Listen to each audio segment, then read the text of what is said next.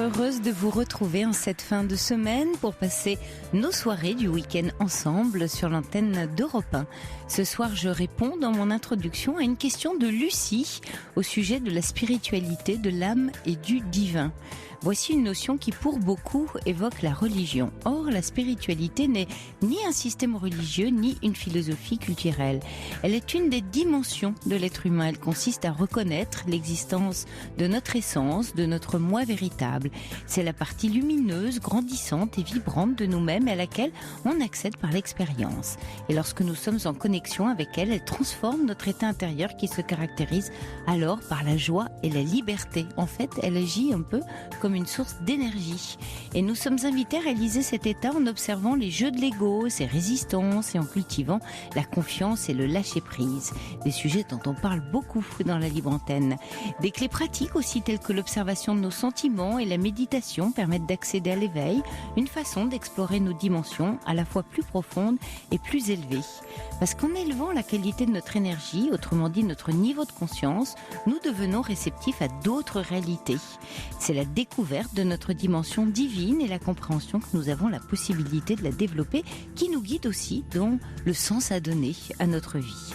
Ce processus d'évolution spirituelle est loin d'être nouveau, il guidait déjà les philosophes de l'Antiquité et ceux de l'Orient ou de l'Égypte ancienne.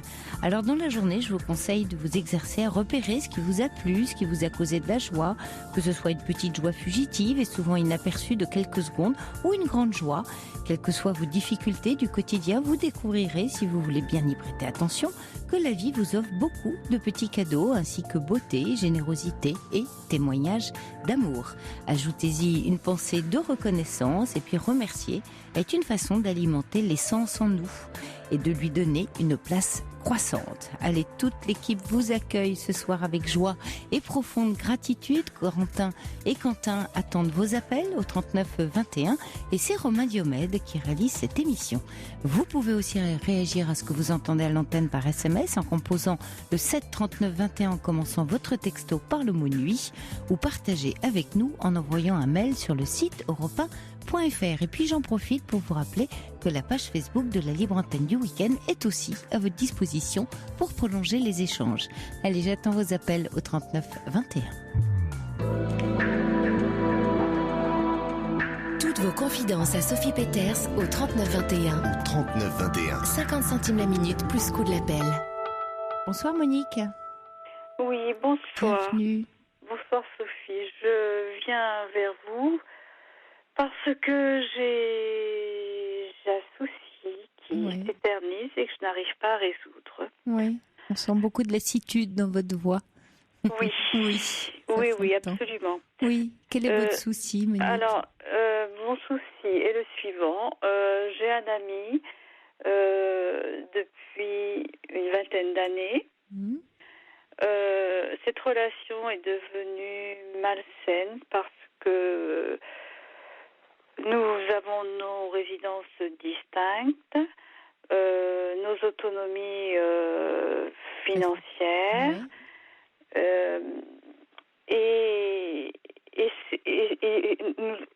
nous avons des modes de fonctionnement totalement individuels. Donc, je trouve que cette relation est complètement sclérosée. Oui. Vous partagez pas grand-chose, c'est ça que vous voulez dire? Absolument. Oui. En week-end, vous voyez, vous faites des choses ensemble ou en vacances? En week-end, en vacances rarement. Maintenant, parce que il est de 10 ans mon aîné, il a eu un problème de santé depuis quelques mois et de ce fait, les séquelles étant, on ne peut plus partir en vacances. On passe uniquement les week-ends ensemble. Et on se voit une fois par semaine. Mais je n'arrive pas à rompre cette situation. Je suis consciente que ceci est dû à mon enfance. Et j'ai un sentiment d'abandon qui est lié à mon enfance, qui est très, très, très ancré. Et de ce fait, je fais une transposition, à tort ou à raison, je ne sais pas. Mais je n'arrive pas à arrêter cette relation et à me prendre en charge afin de me reconstruire. Oui. Parce qu'en même temps, vous êtes en charge de vous-même. Hein. Vous dites que vous êtes donc indépendante financièrement, vous êtes autonome, vous avez votre logement, vous faites votre vie. Donc vous n'êtes pas du tout en dépendance, en tout cas sur le plan réel, matériel. Par contre, vous vous sentez affectivement, sur le plan de l'affect, hein, quand je dis affectivement, pas sentimentalement, mais affectivement lié à lui. C'est-à-dire que si demain la relation devait s'arrêter, vous craignez un grand vide, c'est ça quand vous parlez de sentiment d'abandon? Oui. Absolument. Absolument. Oui. Et c'est cette chose-là que j'aimerais arriver à pouvoir me dire, bon, j'ai 62 ans et je trouve que j'ai autre chose à vivre. Quoi. Oui, et Monique, si on regarde justement dans votre vie quotidienne, c'est-à-dire finalement le clair du temps que vous passez à ne pas être avec lui, hein, à être seul, vous échangez beaucoup, je ne sais pas, de messages, de textos, vous appelez tous les jours. Est-ce qu'il remplit votre vie quand vous ne vous voyez pas ou vous échangez peu quand vous On échange peu. Et ça vous manque ou pas? Pas du tout. Oui, alors, vous voyez, d'un côté, vous dites j'ai peur du vide, mais en fait, quand vous êtes dans la journée, vous n'êtes pas là à attendre un message, un texto. Donc, on vous sent pas. Vous voyez, quand on parle de dépendance affective, c'est quand on peut pas vivre sans avoir un message de l'autre, sentir, même quand on vit pas ensemble, vous me diriez, j'ai besoin tout le temps de recevoir un texto, de s'appeler tout le temps. Vous n'êtes pas là-dedans. Donc, non. Alors, est-ce que le fait juste de savoir simplement qu'il est dans votre vie suffit à vous rassurer? C'est ça qui compte? Oui, c'est absolument ça. Avec un paradoxe de taille, c'est que tout en sachant qu'il est dans votre vie et que cette relation vous convient pas et vous crée de la lassitude. Oui, vous savez. Oui. Bien cerné. J'ai le sentiment qu'en fait, ça vous prend beaucoup plus d'énergie. D'avoir cette relation dans votre vie qui ne vous satisfait pas et donc qui vous pèse, c'est-à-dire que vous ruminez tous les jours, par rapport au fait du risque que vous courez, que vous pensez que vous courez, en étant éventuellement, je dis encore éventuellement, hein, je prends plein de précautions, dans un vide. Parce que je vous sens pas, vous faites un lien du sentiment d'abandon de l'enfance et donc d'une éventuelle dépendance affective, vous faites un lien avec cette relation, mais c'est pas du tout ce que vous décrivez de ce que vous vivez. Ah, peut-être il y a des liens ailleurs, mais quand vous fonctionnez dans la vie de tous les jours, en tout cas, cette relation-là, vous n'en êtes clairement pas dépendante. Oui, vous avez raison. Oui, mais je n'arrive pas à expliquer mon mode de fonctionnement en me disant, la situation est ainsi, elle ne te convient pas, donc essaie d'orienter ta vie d'une autre façon. C'est-à-dire d'arrêter cette situation, cette relation qui pour moi ne m'apporte plus rien, pour profiter d'une autre façon de ma vie. Alors, est-ce que ce qui est difficile, c'est de le quitter, lui, c'est-à-dire de l'annoncer, éventuellement, je ne sais pas, de lui faire de la peine si vous le sentez plus attaché que vous?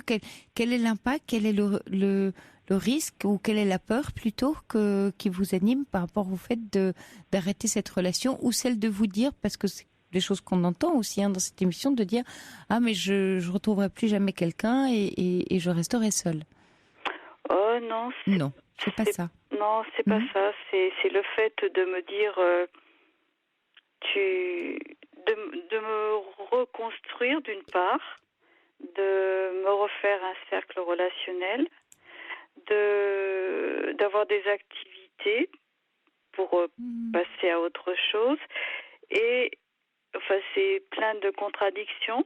Et d'un autre côté, j'ai un peu d'empathie en me disant il est plus âgé que moi, nous avons 10 ans d'écart. Vu ses problèmes de santé, je suis un petit peu maladroite d'agir de la sorte. Je comprends. C'est ce que j'imaginais d'ailleurs. la crainte ou la difficulté de dire c'est pas voilà, il peut avoir besoin de moi et je le quitte à un moment donné de sa vie où il a besoin de moi. Oui. Ça j'entends. Ça juste sur ce pan-là de la relation, est-ce que vous pouvez imaginer de rester dans une relation d'amitié, c'est-à-dire d'être là pour lui s'il a besoin, de faire de temps en temps des choses ensemble le week-end, mais pas tous les week-ends, vous voyez, de dire on n'est plus dans une relation sentimentale intime. Alors je ne sais pas ce que vous partagez avec lui sur le plan d'intimité, mais d'une amitié où vous restez chacun dans la vie de l'autre, c'est-à-dire il peut compter sur vous s'il a besoin et que vous fassiez de temps en temps des choses avec lui. Est-ce qu'elle peut bouger un peu cette relation ? De mon côté, oui. C'est ce que j'avais envisagé. Oui. Mais de son côté, il ne conçoit pas la relation de la façon dont vous venez de me la décrire. Oui, lui, il veut garder sa compagne, en fait. En quelque sorte, En quelque sorte. Et quand vous parlez de reconstruction, vous dites j'ai besoin de me reconstruire, quelque chose est détruit pour vous, est abîmé ? Cette relation a abîmé quelque chose pour vous ? Quand je parle de reconstruction, oui. je reconsidère de faire des activités autres que je ne fais pas actuellement avec lui.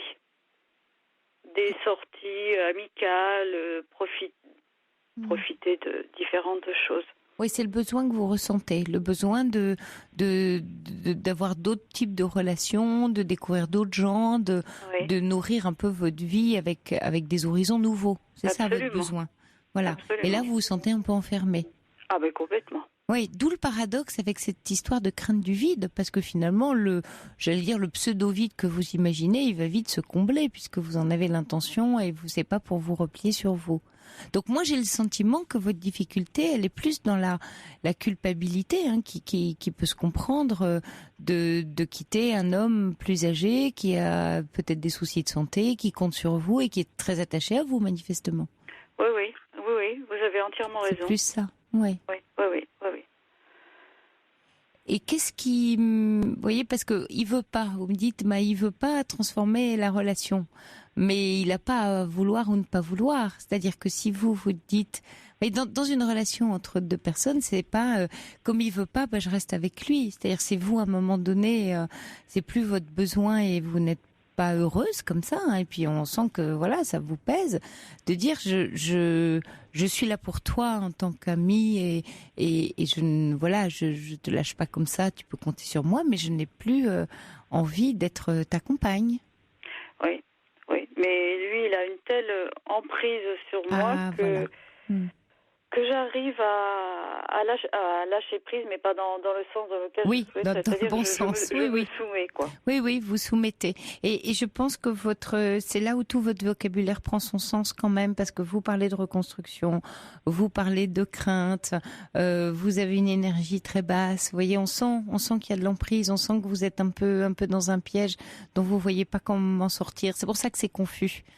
C'est pour ça que vous êtes en même temps vous vous culpabilisez, sans doute parce que il sait peut-être bien vous culpabiliser. Oui. Voilà. Et puis en même temps vous avez ce désir et cette envie où vous dites non mais je peux pas rester comme ça, comme une urgence. On sent une urgence à quitter cette relation. Oui, c'est vrai. Ouais. L'emprise, elle s'exerce sur quoi ? Vous pouvez me donner des petites choses concrètes, des anecdotes ? Sur quoi vous réagissez qui fait que il vous tient d'une certaine manière ? Sur quoi il vous tient ? Écoutez, là, je suis un peu prise au dépourvu, mais... Vous sentez en tout cas devoir être là pour lui, dans une obligation. Oui. On est dans l'ordre de l'obligation. Oui. Et alors, qu'est-ce qui se passerait si, par exemple, là, on est au début du week-end, ce week-end, vous ne remplissez pas cette obligation ? Quelle est la conséquence pour vous ? Qu'est-ce que vous allez vivre concrètement ? Pour moi, la conséquence, ce serait... il n'y en aurait pas, en fait. Ça serait plutôt... je verrais ça plutôt comme une évasion pour moi. Oui, donc il n'y a rien à craindre alors ? Qu'est-ce qu'il y aurait à craindre ? Non, oui, vous avez raison. C'est surtout le fait que je culpabilise, que je veux pas peiner l'autre, voyez. Oui, vous vous sentez en devoir de. Oui. Oui, parce que vous risquez d'avoir des reproches, par exemple dimanche soir ou lundi, de dire quand même tu m'as laissé tout le week-end, c'est pas très gentil, j'avais besoin de toi. C'est ça que vous risquez d'entendre? Oh, ça, si je l'entends, ça m'atteindra pas du tout. D'accord. Ce serait quoi alors? Non. Je sais pas, c'est le manque de courage. Si vous voulez, cette relation, elle me conforte dans une certaine routine. C'est l'apport du lendemain. Oui, d'accord. Donc on revient à est-ce que finalement je vais avoir la force de mes ambitions ou de mon désir? C'est d'un côté j'en ai très envie, mais je suis pas sûre d'en avoir toute la force. Oui. Oui. Mais ça, on est là-dedans, Monique. Ce que vous décrivez, c'est souvent quand on a perdu justement l'énergie dans une relation qui nous prend pas au bon endroit. Enfin, c'est parce que je pensais à l'emprise et voilà, on est pris dans quelque chose, mais pas au bon endroit. Oui. Et qui enlève beaucoup d'énergie et dont on doute de pouvoir faire autrement que ce qu'on fait. Oui.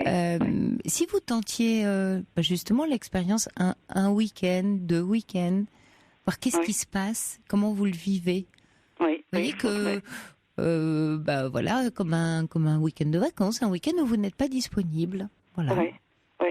Et vous faites un test avec vous-même parce que c'est toujours une politique de petits pas, c'est pas des grands soirs et des grandes décisions. Plus les décisions sont difficiles à prendre, plus il nous faut faire des petits tests, des petits essais, voir comment on sent, pour confronter au réel tout ce que vous vous dites. Parce que là, vous dites plein de choses, mais la réalité ne vient pas s'y coller. Vous voyez, vous n'êtes pas dedans cette réalité, et du coup, c'est très difficile de prendre une décision quand on est là juste dans sa tête et on ne fait pas d'expérience. La vie est une somme d'expériences. Ah oui, vous avez raison. Oui. Donc pour prendre votre décision et pour savoir quelle est la bonne, c'est-à-dire rester ou pas dans cette relation, c'est créer une nouvelle expérience et faire l'expérience de passer 1, 2 ou quelques week-ends seul ou à tenter d'autres activités, d'autres amis, à vous inscrire, à regarder des sites pour vous inscrire dans des activités ce week-end et à voir comment vous vous sentez, qu'est-ce que ça vous procure.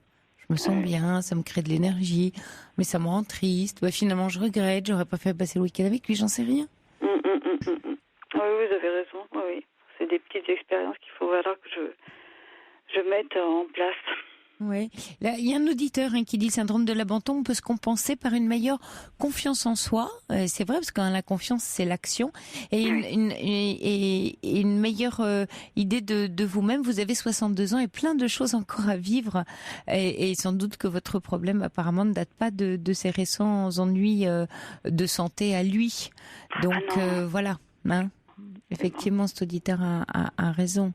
Donc, pensez à ce qu'on vient de se dire, Monique, et tentez de faire cette expérience et voir comment vous la vivez, quelle est l'implication dans ce couple, dans cette relation, et quelles en seraient les conséquences à ce moment-là.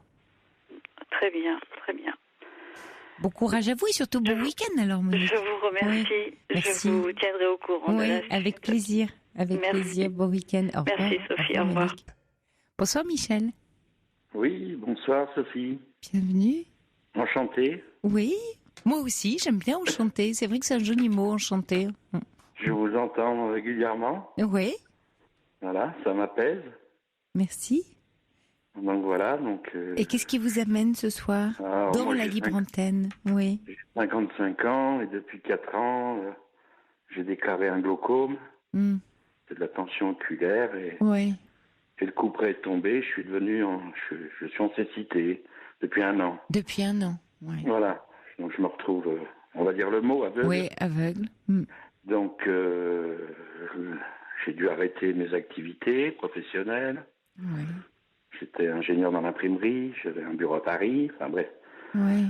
Donc c'est la chasse de plomb. Oui, toute une vie qui bascule. Voilà. Donc, je me suis un peu réfugié dans la famille, mais la famille, ils ont tous leurs contraintes, leur vie à gérer. Oui. Donc, je me suis repris en main, parce qu'il n'y a pas le choix. Vous avez une compagne, des enfants, Michel? Quelle est votre vie? Oui. Depuis 2 ans, je me suis séparé. Ça tombe en toujours même bien. temps? Ah oui. Exactement. Oui, malheureusement. Je vivais une relation avec une dame ravissante qui était allemande. Oui.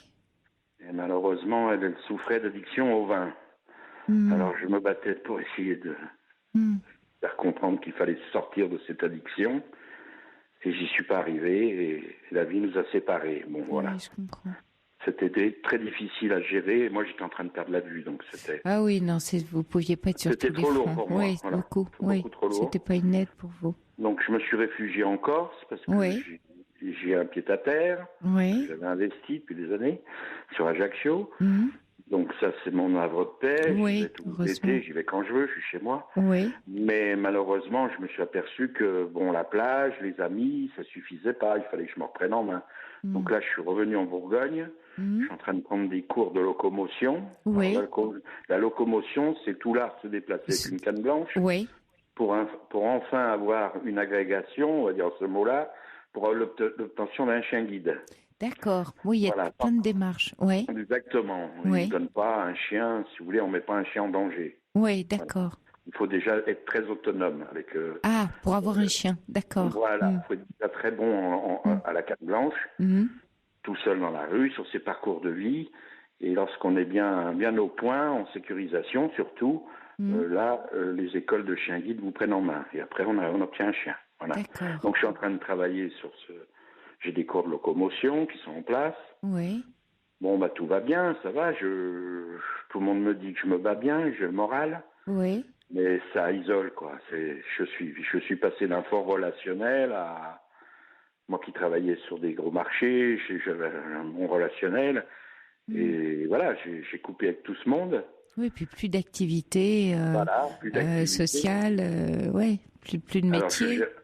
Plus de métier. Alors, plus de métier, oui et non, parce que de temps en temps, comme je suis encore passionné d'informatique, je me suis tout de suite mis en synthèse vocale. Ah, formidable. Bon, donc là, donc de temps en temps, je pourrais pas trop le dire à l'antenne, mais de temps en temps, je donne des coups de main, on va dire. Oui.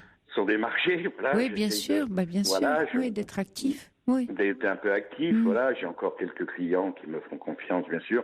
Mais bon, voilà, c'est vraiment du coup opérationnel, c'est des OP, comme on dit, sur des campagnes.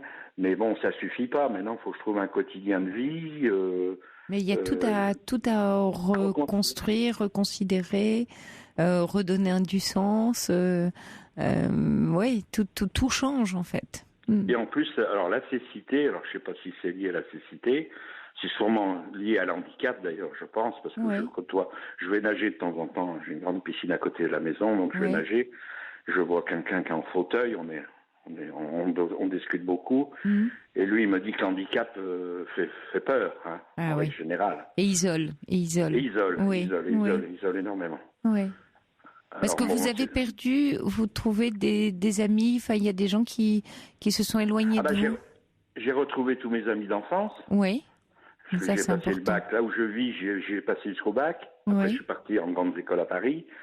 Mais vous savez, les amis, ils ont leur vie. Et puis je deviens, je sais pas si c'est le mot, mais presque un boulet, parce que il faut qu'ils viennent me chercher. Maintenant, je suis plus véhiculé. Voilà, faut me prendre en charge pour les déplacements. Oui, mais ça leur apprend plein de choses. Hein. Ça leur apprend à prendre soin de vous, être dans l'amitié. Vous êtes invité à dîner, vous retrouvez vos amis, pas trop. Non, pas trop. Moins qu'avant, vous diriez. Oui, beaucoup moins qu'avant. Oui. Je sais pas. Je sais pas. Bon, alors c'est frais, hein. Oui, c'est un an. Oui. Voilà. Peut-être que petit à petit aussi... Parce qu'entre le sentiment qu'on a... Parce que, de fait, la cécité fait aussi que vous vous sentez, j'allais dire, dans le réel, enfin, dans la réalité, beaucoup plus isolé. C'est un fait, puisque vous ne voyez plus. Et c'est vrai que la vue nous relie. Donc, peut-être que les amis sont... presque autant là qu'avant, parce que vous dites ils sont autour de moi, mais que vous, le ressenti que vous avez, c'est vraiment d'une immense solitude, puisque vos yeux ne vous relient pas au reste du monde qui était avant. Vous avez vécu. Vous avez tout résumé. Oui, c'est pas comme être. Voilà, je pense que on est aveugle de naissance, donc on connaît, j'allais dire, rien d'autre. Mais vous avez eu toute une vie en voyant, et en étant relié au monde par la vue, ce qui nous relie, puisque c'est nos sens, la parole, le geste. Et là, effectivement, comme vous ne voyez plus, vous êtes dans une nuit intérieure. Et alors, je découvre aussi, c'est qu'on développe des sens extrêmement Alors, il paraît, oui, voilà. Ah oui, alors ça, c'est extraordinaire. Oui. Ça, je me rends compte de jour en jour. Oui, j'ai presque envie de vous demander qu'est-ce que vous voyez. Parce que c'est vrai que c'est une question qu'on se pose quand on a vu. Je me rends compte tout de suite des nouvelles personnes que je rencontre. Ah, c'est extraordinaire, oui. Ah, c'est incroyable. J'ai une intuition. Je sais pas si en fait, vous savez que vous les avez jamais vus quand vous les rencontrez. Non, mais je sais qui ils sont. Vous savez qui ils sont. Ah, oui. Quelques paroles, un peu la personnalité, le caractère. La personnalité, je vois tout de suite je vais être un peu dur, les vrais gens, ceux qui sont flous artistiques, ceux qui sont dans la sincérité. Ceux qui sont un peu faux, un peu... là, c'est incroyable. Autant avant, c'était un petit peu, on joue tous un rôle dans une vie. On a tous un masque. En fait, le masque est tombé. Et là, je trouve que le masque, en règle générale, vous voyez, je vois plus. Et vous voyez mieux. Et vous voyez mieux. Enfin, paradoxalement, vous sentez les gens. Hein, C'est difficile à expliquer. Hein. Oui, mais c'est très intéressant et je vous remercie de partager ça avec nous parce que effectivement, en vous écoutant, on l'imagine bien et finalement, comme vous êtes en contact avec votre intérieur, vous contactez, j'imagine très vite l'intériorité de l'autre, beaucoup plus rapidement. Regardez, même à la parole, moi j'écoute énormément votre l'émission. Parce que, je suis devenu un peu insomniaque, faut dire le mot. J'ai beaucoup de mal à m'endormir. Donc j'écoute pratiquement tous les soirs, jusqu'à 1h votre émission. Et des fois, juste à la parole, une personne qui parle, qui explique sa situation, je sens tout de suite les choses. Mais en règle générale, je pense pas que je me trompe. Ah oui. C'est incroyable. Je sens si cette personne, elle doit prendre la bonne décision. Il faut que vous veniez faire l'émission avec nous. Non, faut que je retourne à Paris travailler, Sophie. Bah oui, on va vous mettre au studio avec nous. On va demander à Michel, mais qu'est-ce qu'il sent là? J'ai eu un ressenti cette semaine. Oui. Une dénommée Nathalie qui est passée avec Caroline. Blanche. Oui. Elle a parlé de Carpentras, parce qu'elle est d'origine Carpentras, et moi j'ai des amis à Carpentras, parce qu'il y a un chanteur, ses parents sont pâtissiers là-bas. Et cette personne, quand elle a parlé, j'ai dit, voilà, elle est pile dans le vrai. Tout ce qu'elle a dit, je suis sûr que son ressenti est juste. Oui. Et je pense pas que je me suis trompé. Elle voyait bien les choses, hein. Exactement. C'est intéressant les mots souvent. D'ailleurs, je la salue. Elle s'appelle Nathalie. Nathalie. J'espère qu'elle écoute. Oui, j'espère qu'elle écoute.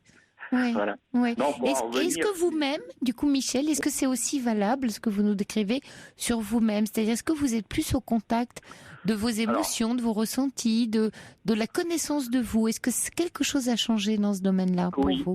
Oui, ce qui a énormément changé, mais ça, c'est presque un effet miroir de mes proches, c'est-à-dire que j'ai eu 2 enfants d'un lointain mariage, parce que j'étais marié très jeune. Donc j'ai un fils qui est ostéopathe kiné. Oui.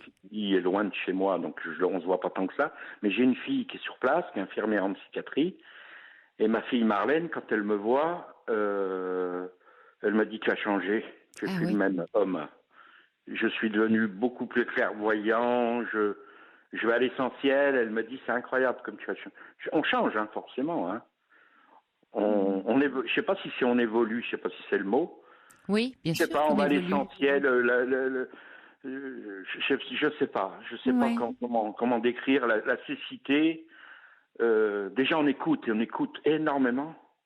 Vous savez que les gens s'écoutent plus aujourd'hui. Les gens se parlent mais ils s'entendent plus. C'est vrai, c'est difficile l'écoute, oui. C'est vrai. Bien sûr. Des fois il y a des demi-mots, il y a des messages des fois dans des ponctuations même. Oui, des silences, des fins de phrases, des phrases qui se terminent pas. Oui, effectivement. Quand je vous écoute, Michel, il y a la phrase, vous savez, du Petit Prince de Saint-Exupéry qui me vient, c'est « On ne voit bien qu'avec le cœur, l'essentiel est invisible pour les yeux ». Alors, je pense à cette phrase en vous écoutant. Vous parlez de ça, parce que j'essaye d'écrire une chanson. Oui. Parce que je me mets un petit peu dans d'autres... Alors, j'apprends la guitare, je suis passionné de musique. Et là, je suis en train d'écrire un texte. Enfin, j'essaye d'écrire une chanson. Je ne sais pas si ça va marcher un jour. Et j'ai le titre, c'est « La lumière du cœur ». Ah oui. Voilà. Ah bah oui, il y a Lala qui envoie un message qui dit, on dit que le cœur voit ce qui est invisible pour les yeux. Voilà, elle le dit autrement. Ouais. Oui, c'est ça. Alors où je suis pas bon, c'est pour rencontrer une nouvelle compagne. Alors là. Et pourquoi donc Michel? Je sais pas si je dois aller. Alors, je suis un peu paumé, il faut dire la vérité. Oui, c'est tout. On a un tel handicap, mais on Michel, meurt pas. C'est encore très récent, donc vous avez tout un. Oui. Déjà, comme dit Yvan, quelle force, bravo, et puis d'autres éditeurs. Oui, non, là, vous forcez notre respect, notre admiration. Vous combattez vaillamment et vous mordez dans la vie. Oui, mais vous le faites avec quelque chose de constructif pour vous. Alors, quant à la compagne, en vous écoutant avec votre cœur, justement, c'est votre cœur, c'est pas vos yeux qui vont vous permettre de rencontrer une femme. Alors j'en croise.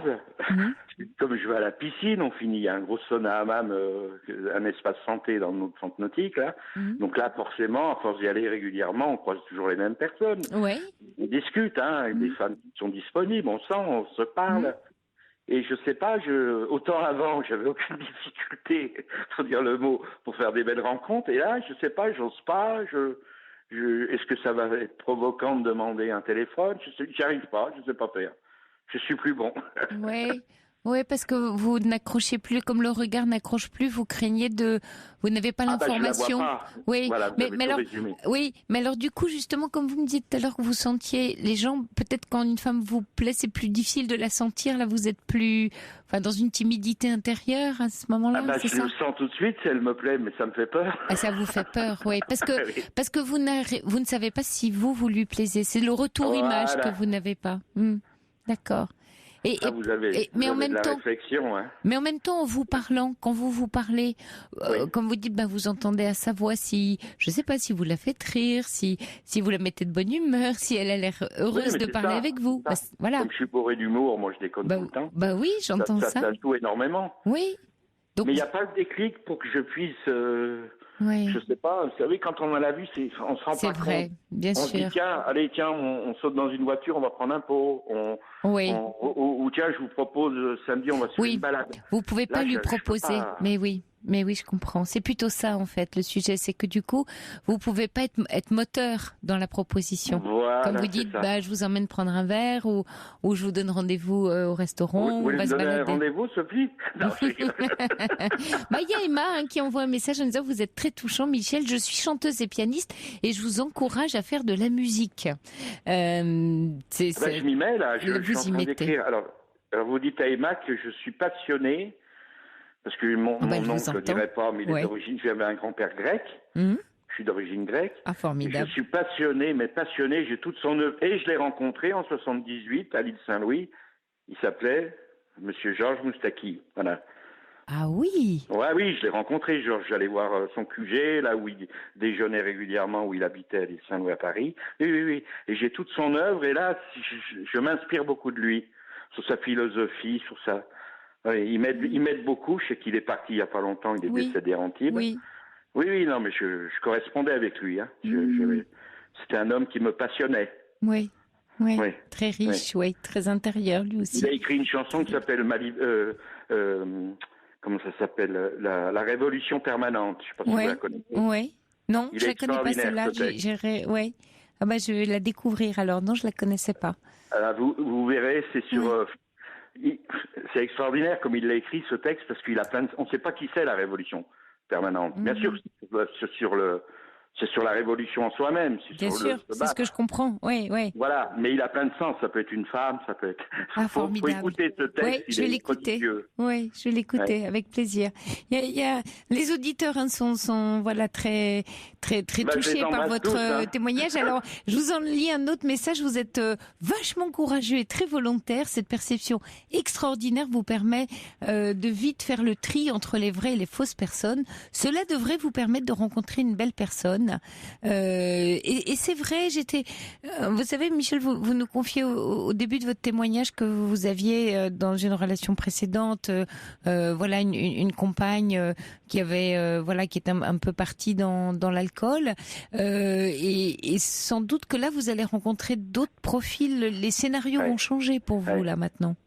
Et ce qui est terrible, c'est que je suis encore en relation avec elle. Elle vit en Allemagne. Et bon, c'est fini, notre histoire est finie, mais bon, voilà, c'est elle qui vient maintenant demander du secours. Et oui. Et moi, je lui dis toujours, 0 handicap, t'as 0... Elle s'appelle Anna, on peut dire son prénom, parce qu'elle vit loin. Et voilà, je lui dis, t'as 0 handicap, saute sur les tables, c'est génial, la vie. Ouais. Mais elle s'en rend pas compte, puisqu'elle est pas dedans. Non, elle est dans son autre souffrance, à elle, avec son combat avec l'alcool. Il y a Myriam qui demande dans quelle région vous vivez. Bah, vous nous l'avez dit, vous vivez en Bourgogne, hein, c'est ça? Alors, je vis en Bourgogne, mais bon... Là, j'arrive d'Ajaccio. Ouais. J'ai la valisette facile, moi. Hein. La valisette facile, ça c'est bien alors. Et là, pour les déplacements, donc ça y est, vous êtes assez autonome en fait. Alors, ce qui est extraordinaire, et là, je tenais à tirer un coup de chapeau à la SNCF française. Oui. Je tiens à tirer aussi un coup de chapeau, bien sûr, à Air Corsica que j'embrasse, parce qu'en Corse, je suis comme un petit peu connu à Ajaccio, je les embrasse tous. C'est qu'on est pris en charge dès notre arrivée, que ce soit à l'aéroport ou à la SNCF, on s'occupe de rien, ils nous emmènent à notre siège. C'est extraordinaire. Et ça, chapeau la France. J'en ai marre d'entendre parler mal de la France. Chapeau la France. Voilà. Voilà, c'est quand on est dans le handicap qu'il faut dire que c'est vrai qu'on n'a pas énormément de ressources. C'est vrai qu'on n'est pas cher payés, nous, les handicapés français. Mais c'est comme ça, ça évoluera peut-être un jour. Mais qu'est-ce qu'on a comme service quand même? Qu'est-ce qu'on a par rapport à d'autres pays? Vous avez raison. Vous avez raison de le préciser parce qu'on récemment au Maroc, on est souvent râleur. Au Maroc. Là-bas, on n'est pas du tout géré. Non, mais là, on est vraiment piloté. Hein. Moi, je prends énormément de TGV. Je vais dans ma gare, là, sur la ville où je vis. Je m'occupe de rien. Hein. C'est SNCF Handicap. Ils s'occupent de tout. C'est extraordinaire. Hein. Oui, c'est bien que vous le citiez. D'ailleurs, voilà, quand j'arrive à la gare de Lyon, Sophie, tout seul, je pourrais pas. J'aurais peur maintenant. Il y a, dans ce brouhaha, en plus avec ce qui est arrivé, il faut dire ce qu'il y a. Il y a une crainte. On voit plus, hein. Quand on voit plus, là, on sait plus ce qui peut arriver. Vous sentez d'ailleurs, dans les lieux publics des inquiétudes quand vous débarquez justement dans les gares. Qu'est-ce que vous sentez, vous, Michel? J'oppresse. Du stress. J'oppresse. Vous oppressez. Oui, ça vous oppresse, pardon. Oui, je suis pas bien du tout. Ouais. Et en plus, je vais lui embrasser. Je vais l'embrasser tout de suite.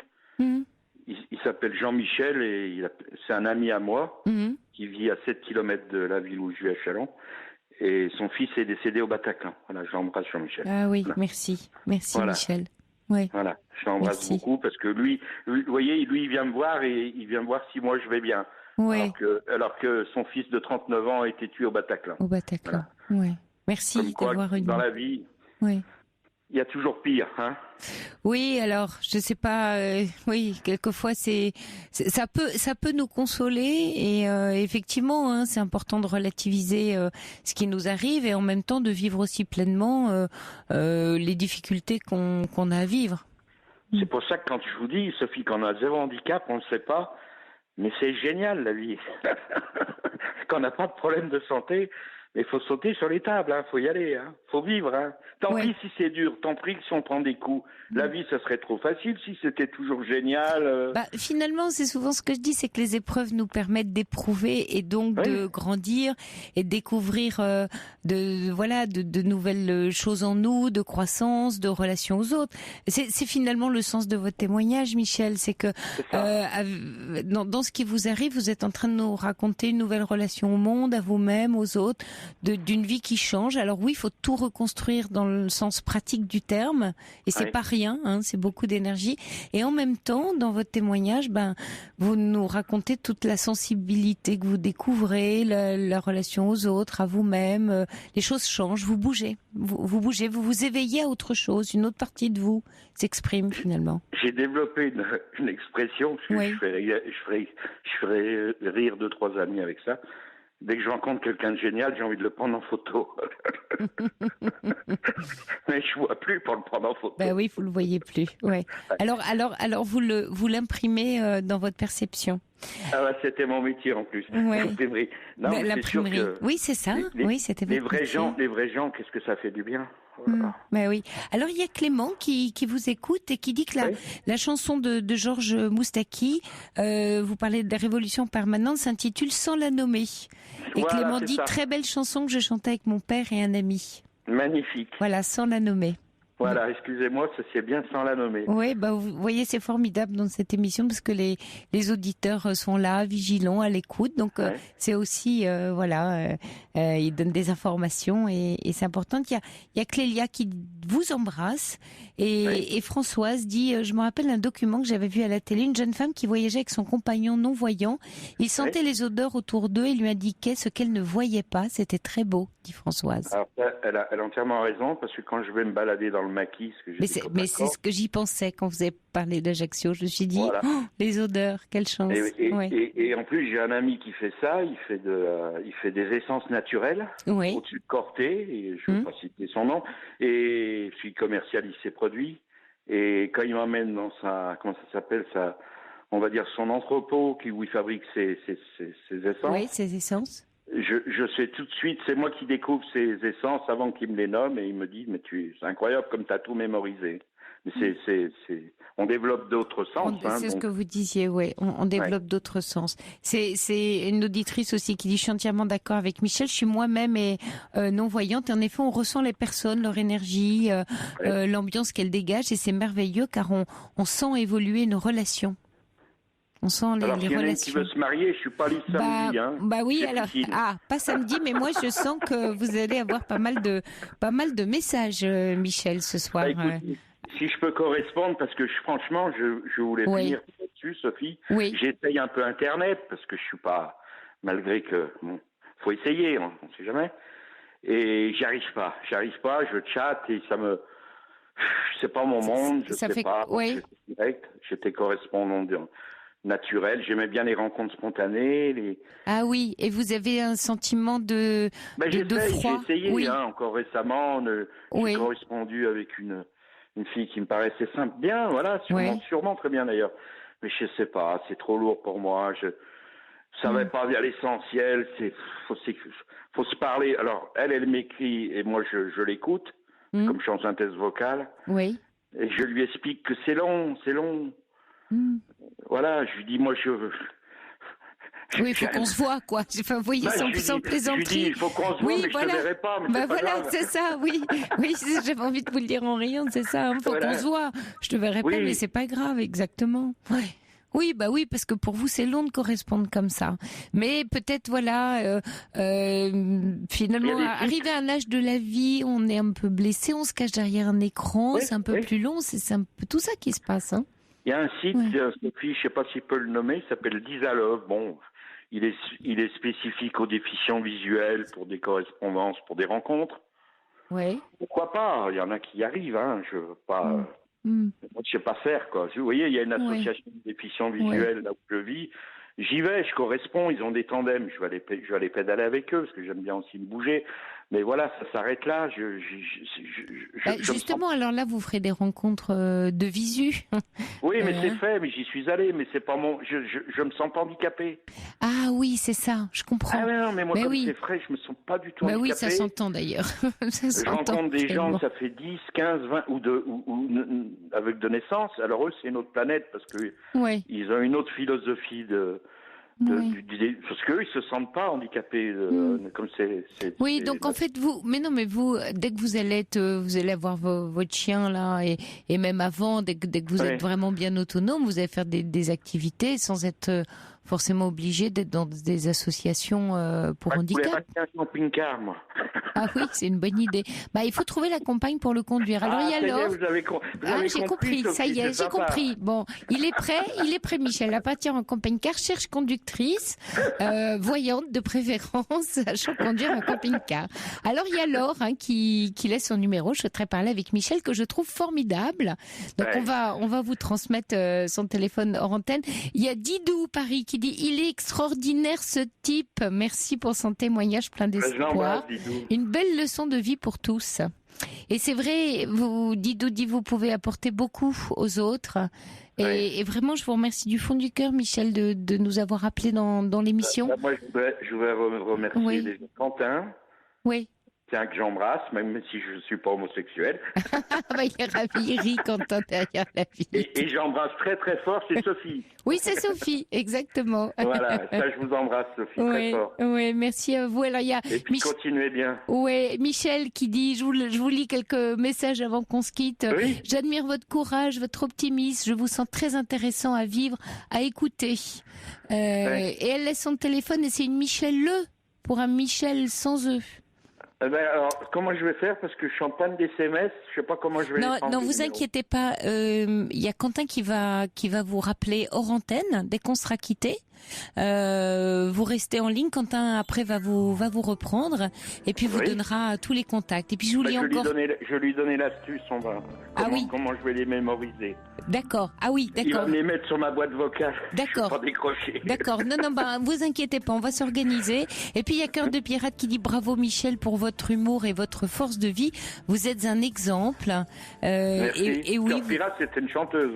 Ouais. Et puis Aliso qui dit il y aura des moments creux toujours, des gens qui fuient hélas, mais autant de moments d'élévation intérieure et de rencontres intenses. Et on vous souhaite des rencontres intenses, Michel. Et vous nous avez fait vivre un moment intense dans cette libre antenne ce soir et je vous en remercie. Grâce à vous, Sophie. Merci à vous, et courage à vous. On vous embrasse. Merci. Je vous embrasse aussi. Au revoir, Michel. Au revoir.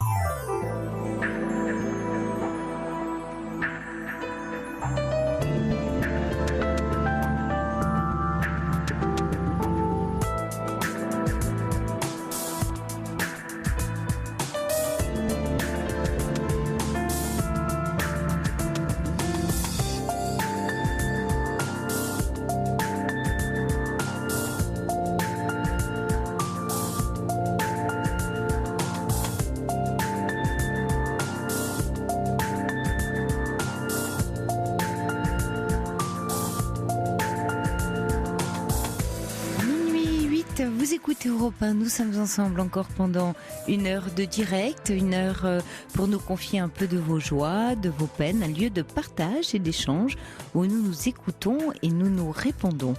Pour se parler et se dire, appelez-nous au standard au 39 21. Quentin et Corentin sont là pour vous y accueillir avec attention et c'est Romain Diomède qui réalise cette émission. Vous pouvez aussi réagir à ce que vous entendez à l'antenne par SMS en composant le 7 39 21 en commençant votre texto par le mot nuit. Vos commentaires sont précieux pour aider les auditeurs. Ils inspirent bien souvent des éléments de réponse. Et puis pour les témoignages, ça fait toujours chaud au cœur. Et les messages continuent d'arriver pour Michel. Michel, merci pour ce beau sourire. Vous avez éclairé ce début de vous qui êtes dans le noir. Bonne route. Et puis n'oubliez pas que vous pouvez également dialoguer avec nous par mail sur le site europe1.fr. Allez, j'attends vos appels au 39 21. Sophie Peter sur Europe 1, 39 21. 50 centimes la minute plus coût de l'appel. Bonsoir Isabelle. Bonsoir Sophie. Bienvenue. Merci. Oui. Vous nous appelez ce soir parce que il y a un peu plus de 6 semaines, exactement le 12 mars, ma vie qui avait l'air d'être comme du papier musique c'est un tsunami qui me suis tombé dessus. Oui. Le 12, c'était un samedi, je mangeais avec mon mari, nous faisions des projets de vie commune, d'une installation aux Antilles. Et le soir, je ne sais pas pourquoi, je ne le saurai jamais pourquoi, au bout de 30 ans de vie commune, j'ai regardé dans la poche de son blouson qu'il avait changé le midi. Je suis tombée sur une enveloppe qui m'a montré une facture de montre de luxe. Numérotée, gravée, avec l'adresse, je vis en province, avec l'adresse que mon mari et moi avons sur Paris, un petit studio à Paris. Oui. Donc évidemment, j'ai compris tout de suite. Il n'était pas là sur le moment, je l'ai fait rappeler, et tout de suite il a menti d'abord, il m'a dit mais c'est pour toi. Ensuite, c'est sur quelqu'un, c'est pas important. Elle va partir sur Bordeaux avec son mari, donc c'était même pas c'est fini, je la quitte. C'est elle qui va partir. Vous imaginez la nuit que j'ai dû passer.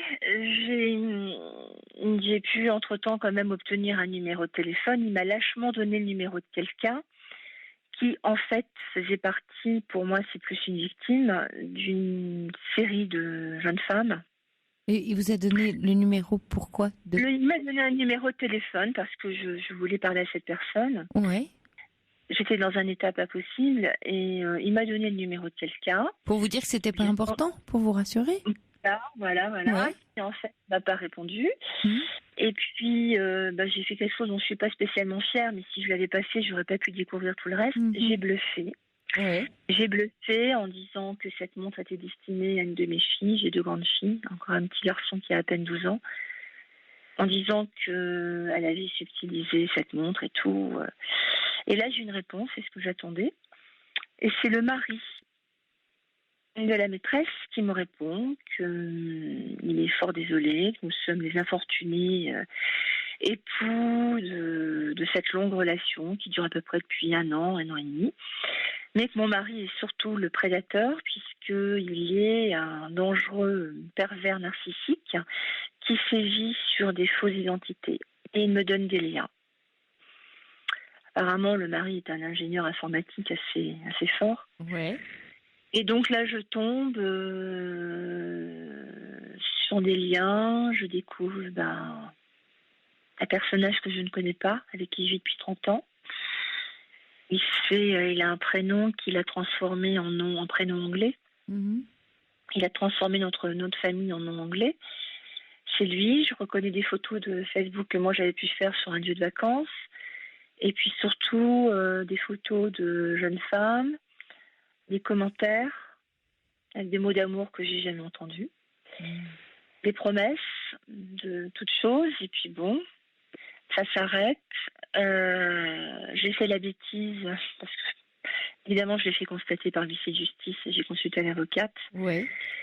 De lui dire, parce que je suis quelqu'un de trop franc, je parle. Et puis, j'ai pas fini de découvrir. C'était dans la nuit donc, du 12 au 13. Le 14, il est reparti sur Paris travailler. Le 18, il partait en Afrique, dans un pays d'Afrique, dont je vais taire le nom parce que si des personnes de sa famille peuvent entendre l'émission. Et moi, j'allais très mal.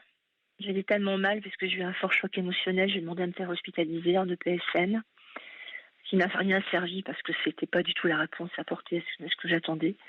Je dormais plus, je voulais dormir et là, c'était encore un autre débat.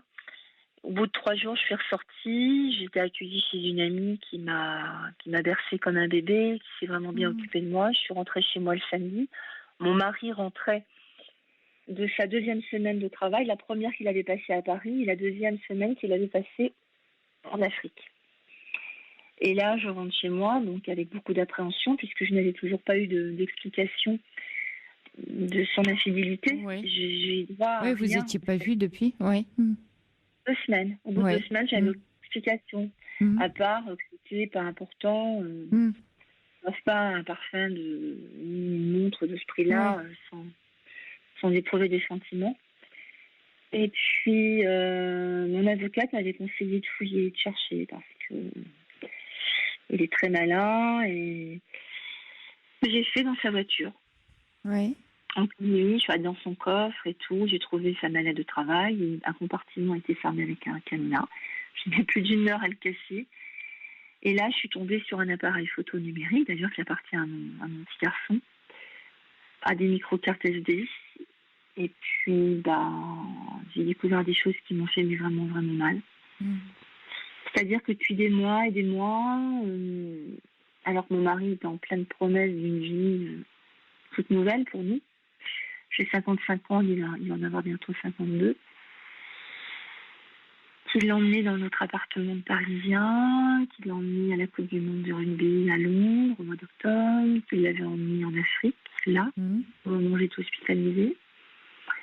Le comble de l'horreur, c'est qu'il lui avait donné mes vêtements. Alors, je mesure 1m76, cette jeune Congolaise mesure 1m80. Donc, c'est sensiblement les mêmes. Ouais, et vous l'avez vu, vous avez vu les photos avec vos vêtements, c'est ça? Voilà, ça m'était atroce. Des petits mots en congolais que j'ai fait traduire tu es mienne, mon amour. Et surtout, c'est là où je comprends pas. J'ai bien observé, j'ai réétudié, j'ai repris tous les albums photos que j'ai pu avoir depuis 30 ans. Je me suis dit, mais mon mari, sur chaque photo avec nos enfants, il est absent. Il est absent. Avec cette fille, il a l'air terriblement amoureux. Il ne l'a pas dit, mais il m'a dit d'abord que c'était fini, qu'il avait arrêté de la voir. Mais bon, j'ai découvert encore d'autres factures. Vous avez surtout découvert un autre homme que vous ne connaissiez pas? Non. Ouais, c'est ça qui est terrible. Ça fait 30 ans que vous partagez votre vie avec un homme dont vous découvrez, comme un passager clandestin dans votre vie, quoi. Et puis, vous en avez parlé ensemble là, depuis qu'il est rentré? Comment ça s'est passé? Parce qu'il travaille dans la semaine sur Paris. Donc là, il y avait une organisation auparavant, puisque ça fait quand même pas mal d'années qu'il travaille sur le même poste. C'était d'arriver le jeudi soir et de repartir le lundi matin. Et là, franchement, je peux pas dire que j'ai rien vu depuis les dernières semaines. Nous sommes partis en Polynésie l'année dernière. Là où il avait envie de s'installer, il avait même fait des visites de maison avec moi, rencontré l'avocat avec la personne avec qui il voulait s'associer. Moi, je mettais beaucoup plus de recul, je voulais vraiment voir. Autant, j'ai beaucoup aimé la Polynésie, mais pour y vivre, c'était tout autre chose. Puis je me voyais surtout pas vivre à 18 000 km de mes filles. Il y a 12 heures de décalage, et puis c'est surtout 23 heures d'avion, sans compter les transferts et tout. Mais je me suis sentie, comment vous expliquer, je me suis dit, mais je suis vraiment si idiote que ça, de ne rien avoir vu. Moi qui ai autant de discernement sur les autres, qui a souvent un avis, qui écoutait, et là, je n'ai rien vu. Mais c'est trop proche de vous, Isabelle, vous ne pouviez pas voir. Vous n'avez pas vu d'abord parce que vous n'aviez pas envie de voir ça, dans le sens où on a envie de croire que le couple fonctionne, et vous pouviez pas savoir puisqu'il le cachait tellement bien. Donc ça fait pas de vous une femme idiote, ça fait de vous une femme trahie surtout. Et ça, c'est très douloureux. Je pense qu'il a voulu me faire voir parce que lui qui a si bien organisé, puisqu'après, dans le site que j'ai pu apprendre... Vous pensez que ça fait 8-10 ans qu'il me trompe, apparemment. Ça a commencé... il me dit qu'il me trompe depuis 8-10 ans. Ça fait 30 ans que je vis avec, 27 ans que je suis mariée. Moi, je crois qu'il y a une vingtaine d'années, il m'a trompée. Il me l'a jamais avoué. Il me dit le problème, c'est que maintenant, de toute façon, vous n'allez plus avoir confiance en rien, parce que avec tout ce que vous avez... Mon couple est fini. Ça, c'est pas sur le couple. Mais je reconnais, moi, le tort que j'ai eu, puisque dans toute séparation... C'est quoi le tort que vous avez eu? Simplement cette dépendance affective. Mais c'est pas de la... Non, je vous arrête, Isabelle. J'étais en dépendance affective vis-à-vis de lui. Il le savait très bien. Il sait très bien me manipuler. Isabelle, ce que je vous arrête juste sur le mot qui est un mot galvaudé de psychologie de la dépendance affective. Vous êtes une femme mariée à un homme depuis 30 ans avec lequel vous avez 3 enfants, avec lequel vous avez construit une famille, construit un couple. Je ne sais pas d'ailleurs si vous travaillez, vous avez votre autonomie financière. Peut-être pas, je sais pas. Je l'ai eu. J'ai rencontré mon mari. Lui, il était encore étudiant. Il sortait de l'armée. Moi, j'ai 3 ans de plus. J'étais dans mon appartement. J'avais tout ce qu'une jeune fille. Donc vous avez arrêté pour élever les enfants, c'est ça? Non, j'ai pas arrêté. J'ai travaillé. Au contraire, j'ai travaillé. Je l'ai même aidé. J'ai contribué à sa réussite professionnelle. Il a une belle réussite. Il est cadre supérieur dans une grande entreprise française. Et j'ai vraiment élevé seule les enfants parce que son métier l'a amené à être très souvent absent. Les premières années, je vais pas dire que tout était rose. J'ai accepté aussi, c'était ce côté très autoritaire, très macho, mais en même temps, il y avait tellement de hauts et de bas. Et puis moi, je pensais naïvement que c'était ça un peu la vie de couple, que ça serait pas toujours rose. Puis vous étiez amoureuse de lui. J'étais très amoureuse, très admirative. Oui, c'est important de le dire. Donc vous me parlez... c'est unique. Alors, sans doute pas, parce que un homme comme ça, il doit vous dire d'ailleurs qu'il vous aime aussi, c'est-à-dire qu'il est dans une capacité d'en aimer plusieurs. Il a clivé, il a d'un côté son épouse et son foyer, et puis de l'autre, il a une autre vie avec des maîtresses. Donc, attention à ne pas vous dire que vous n'avez pas du tout... Non, il me l'a dit. Il me l'a dit. Qui vous avez jamais aimé ? Oui. Et qu'il avait regretté. En fait, on a vécu 3 ans avant d'être mariés. J'étais enceinte de mon premier enfant. Oui, et après... Il m'a dit qu'il s'était marié pour ça. Et les deux autres enfants ? Et les 2 autres enfants, donc ma fille aînée va avoir 26 ans. Oui. 2 autres enfants, c'est 3 ans plus tard. C'est moi aussi qui ai insisté. Hein. J'ai toujours été à l'initiative de tout, d'ailleurs, des achats des maisons, des enfants. J'étais un peu le moteur dans la maison. Oui, alors, ok, mais ça ne fait pas de vous quelqu'un qui... Vous voyez, ça ne devient pas votre faute. Attention à ne pas réécrire l'histoire comme ça, parce que vous allez vous blesser inutilement. Je pense que votre histoire est suffisamment difficile et douloureuse à vivre pour ne pas que vous en rajoutiez là-dessus, parce que vous faisiez les choses parce qu'il ne les faisait pas. Et oui, vous aviez envie d'une famille, il était absent, vous étiez très amoureuse de lui, vous aviez votre projet de famille, votre projet de couple, et vous avez continué à tirer la locomotive du train sans voir que ce mari était un passager clandestin dans le train, et en pensant qu'il était là à côté, mais qu'il était très pris par sa vie professionnelle et qu'il pouvait donc pas vous épauler. Vous, vaillamment, vous avez tiré la locomotive familiale. Isabelle, c'est important de considérer ça pour ne pas que vous tombiez dans, en plus de votre blessure, vous blessez encore plus. En vous disant, j'aurais dû savoir, j'aurais pu faire autrement, j'ai été idiote. Non, vous avez été une femme amoureuse, fidèle, qui croit en son foyer. A été d'arrêter de travailler à un moment où certainement, je pense moi qu'il m'a trompée, il m'a avoué qu'il m'avait trompée il y a environ 10 ans.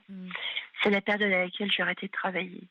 Après la naissance de mon 3e enfant que j'ai eu tardivement. Je l'ai eu à 43 ans. Et là, il a dû vraiment se sentir... il est dans la toute-puissance. D'ailleurs, ses maîtresses, je pense que ce sont des jeunes femmes qui sont dans une certaine vulnérabilité, puisqu'elles sont exclusivement toutes d'origine de l'Afrique,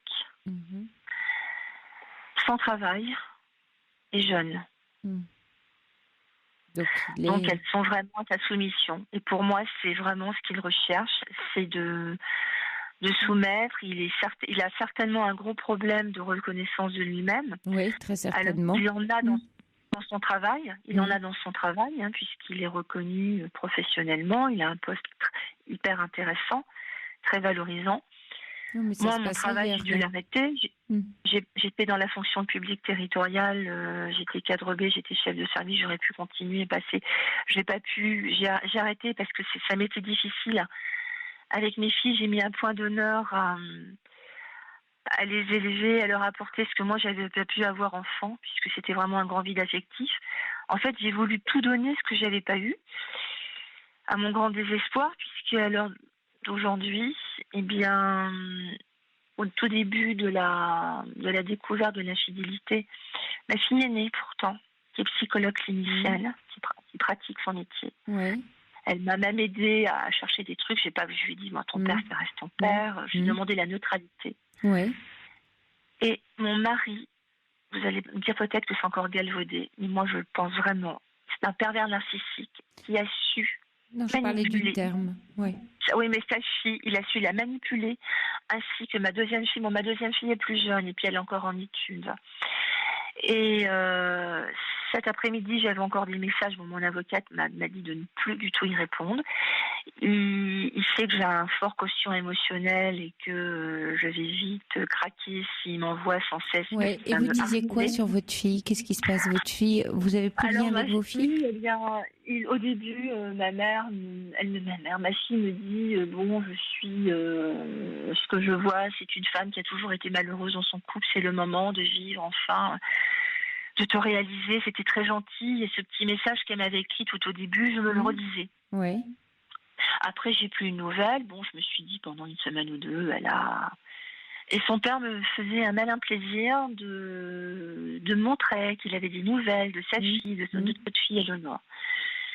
Par contre, ma deuxième fille, elle, lorsqu'elle est rentrée... Mais aujourd'hui, vous la voyez toujours, votre fille? Vous êtes toujours en lien avec? Non, pas depuis 6 semaines, pas ma deuxième fille.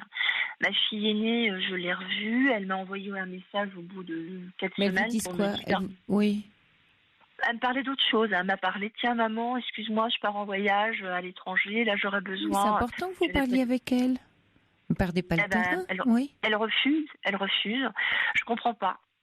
Elle refuse sous quel prétexte? Parce que je pense j'ai eu tort de leur parler.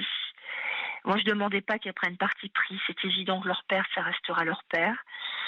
Mais je ne pensais pas qu'elles auraient pris parti pris pour leur père, qu'elles seraient restées dans la neutralité. Est-ce qu'elles elles vous ont dit qu'elles avaient pris parti pour leur père, ou simplement elles s'éloignent parce qu'elles vous voient malheureuse et qu'elles ne savent pas comment faire? Non, elles s'éloignent pas puisqu'elles continuent d'échanger avec leur père. Eleonore, excusez-moi, je dis un prénom, la deuxième m'a pas donné du tout signe de vie. J'ai essayé de la joindre sur son lieu de stage. Elle a fait répondre qu'elle ne pouvait pas me prendre. Et aussitôt, j'ai reçu un SMS de son père. Arrête d'appeler un tel sur son lieu de travail. Voilà. Et j'ai fait exprès pour voir. Ouais, donc là, effectivement, il y a un danger pour vous. Il a un pouvoir. Je sais pas comment il s'arrange. Vous savez, il a fait des études de beaux-arts, il est un autodidacte. Non, mais ça peu importe, ça n'a rien à voir.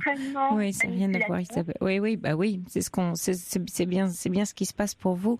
Isabelle, est-ce que vous êtes accompagnée par un thérapeute en dehors de votre avocat? Alors, j'ai un médecin homéopathe. Non, je vous parle d'un thérapeute. Et je vois aussi un médecin psy. Mais malheureusement, lorsque j'ai découvert l'infidélité de mon mari, elle part en vacances. Et je la revois le 30. Oui, c'est important que vous soyez vraiment bien épaulés là. Vous pouvez pas traverser. Vous avez parlé de tsunami. Là, votre vie, elle bascule complètement. Vous pouvez pas traverser tout ce que vous êtes en train de traverser toute seule. À vous raconter. Moi, j'entends beaucoup. Vous me dites, j'ai eu tort d'eux. Vous n'avez pas, comme dit un auditeur, Didou Paris dit c'est une tragique histoire, mais l'auditrice n'y est pour rien. Elle a rien à se reprocher. Et le point positif entre guillemets, si on puis dire, c'est que voilà, vous êtes aperçu de tout. Maintenant, vous êtes épaulé par un avocat et c'est tant mieux. Il va falloir vous battre, Isabelle. Un jour, ce serait important d'ailleurs. Alors un jour, peut-être pas tout de suite, quand vous allez être peut-être aidé par un thérapeute, de voir comment reprendre le contact avec vos filles, parce que la désinformation ou la manipulation, c'est pas très bon pour elles. Vous pouvez aussi écrire et dire que vous faites valoir ce que vous avez à leur dire, parce que vos filles vous tournent le dos. On a du mal là à comprendre quel était le lien, qu'est-ce qu'a pu dire, vous voyez, leur père. Voilà, tout à fait ce qu'il a pu leur dire. Et ce qui me fait mal, c'est que Mathilde, quand même, qui est psychologue, oui, c'était rentrer dans cette manipulation. Oui, mais Isabelle, doit être moins mature. Isabelle, mais on est sur le terrain affectif, Isabelle, d'un père et d'une mère, et là, vous avez beau, être professionnelle, votre fille reste la fille de son père, la fille de sa mère, un être humain, un couple qui se déchire. Elle écoute une voix, l'autre, elle est peut-être en pleine contradiction avec elle-même ou en plein déchirement intérieur. On ne sait pas. Mais vous, en tout cas, qui êtes la maman, ne lâchez pas du terrain, parce que là, il en prend. Et ça va être ça, le combat. C'est pour ça qu'un thérapeute doit vous aider. En fait, l'avocate m'explique que j'ai tellement été rusée pour récupérer, parce que j'ai... Ah oui, c'est là-dessus qui vous attaque. Plein de preuves. Et elle me dit, il veut vous attaquer. Bien sûr. Elle a raison. Il m'a menacé de tout. Il me menace. Oui, parce que Isabelle, ce genre de personnes, quand vous les démasquez, elles deviennent très méchantes. Et quelquefois violente. Donc effectivement, maintenant qu'il est démasqué et qu'il fait plus illusion et qu'il sent que vous allez vous battre, la partie va être difficile, c'est vrai. Donc j'entends que vous avez une très bonne avocate à vos côtés. rester. Maintenant, il ne faut pas rester seul sur le plan psychique pour vous. C'est-à-dire qu'il faut que vous soyez accompagné aussi pour garder votre solidité personnelle. C'est vraiment important parce que c'est très difficile ce que vous êtes en train de vivre. Vraiment. Surtout que j'ai encore le petit garçon. Donc bien là, sûr. Vous voyez, cet après-midi, je me suis absentée pour aller chercher une ordonnance chez le médecin. Et je recevais un SMS au moment où je parlais avec le médecin. C'était mon mari qui disait mais je n'ai pas de nouvelles, je n'ai plus de nouvelles d'un tel. Redonne-lui son téléphone portable, c'est insensé, redonne-lui. Je dis, vous voyez, je n'ai rien.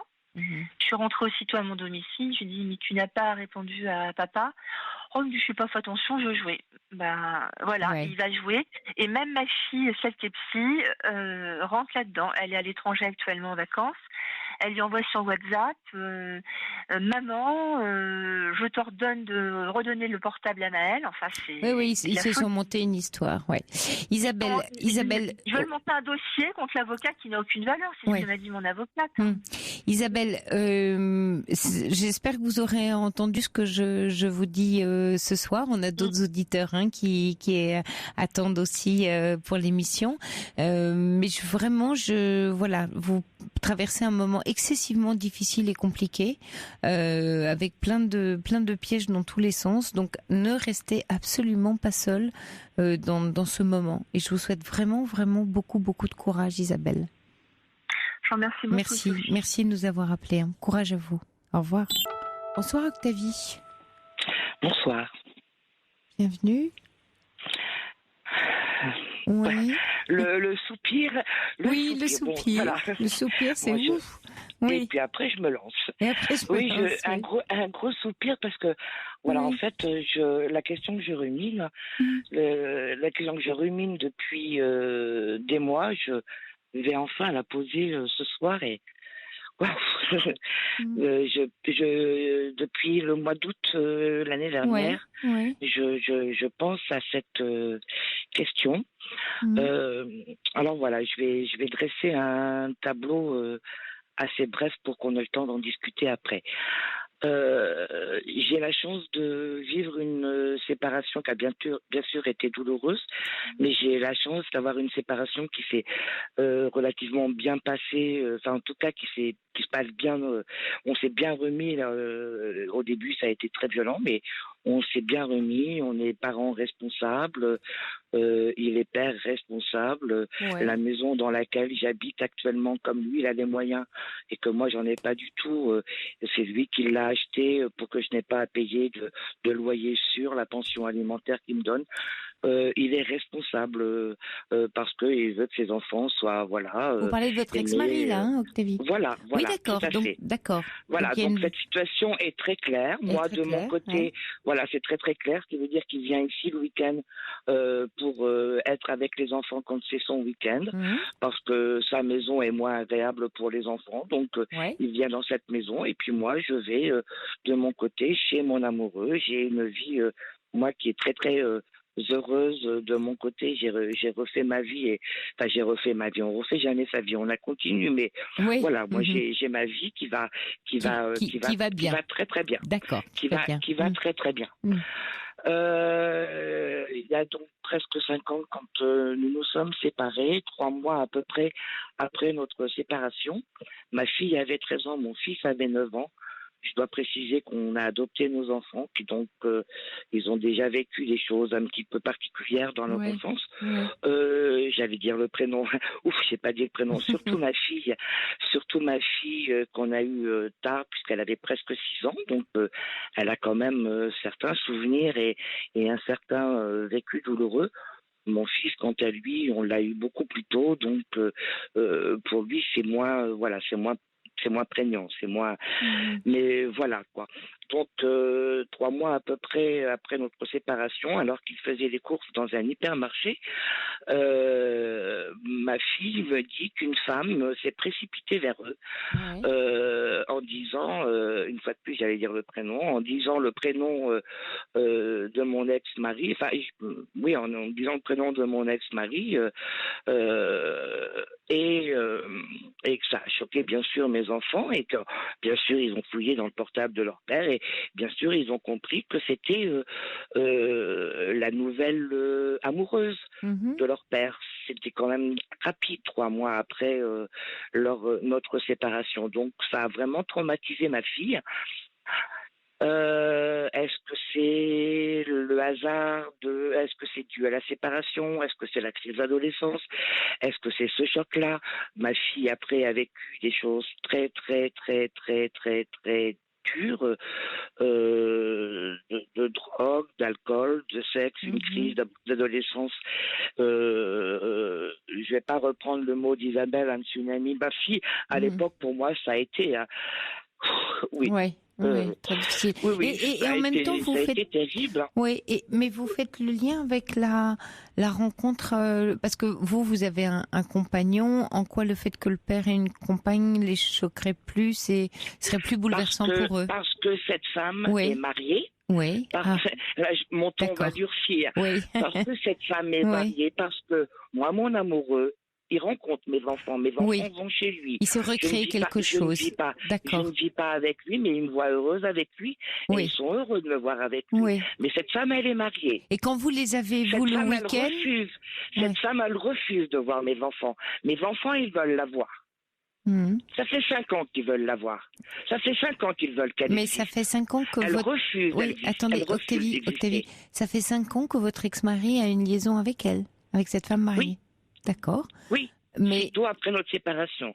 Oui, mais elle, voilà, il se trouve que, de son point de vue à elle, étant mariée, donc manifestement, ça fait 5 ans, elle n'a pas décidé de quitter son mari pour construire quelque chose avec votre ex-mari. Ah non, mais elle dit à mon... Oui, à votre ex-mari, au père des enfants. Elle dit au père de mes enfants qu'elle veut protéger ses enfants et qu'elle ne veut que rien ne se sache. Je ne demande pas à ce que son mari à elle et ses enfants sachent.